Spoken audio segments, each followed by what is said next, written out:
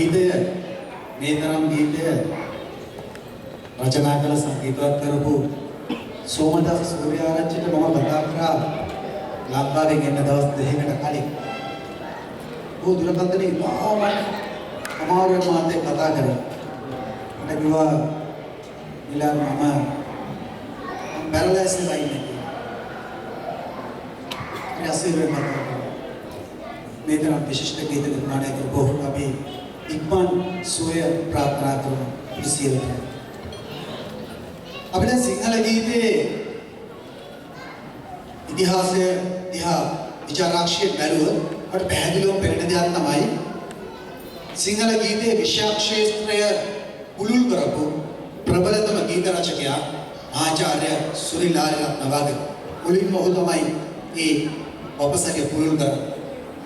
මුලින්ම සිංහල ගීතයට සමාජවාදී අදහස් එකතු කරන්නේ ආචාර්ය සුනිල් ආරියරත්න. ඕලියන එක ගියා මේ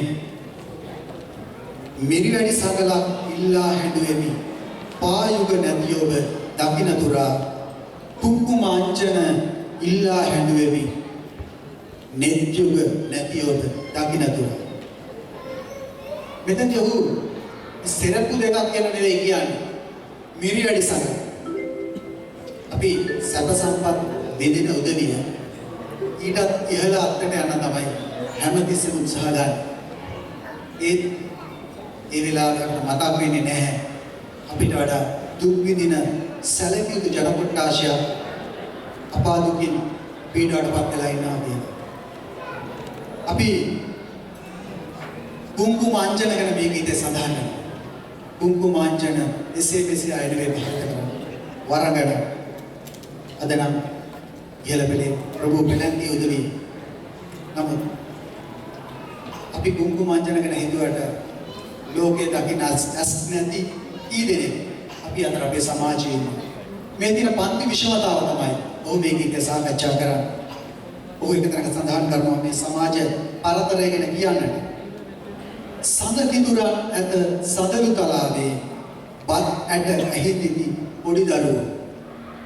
මේ තියෙන වෙනස අන්න නැති කොයිතරම් පිරිසක් අපි අතර ඉන්නවා.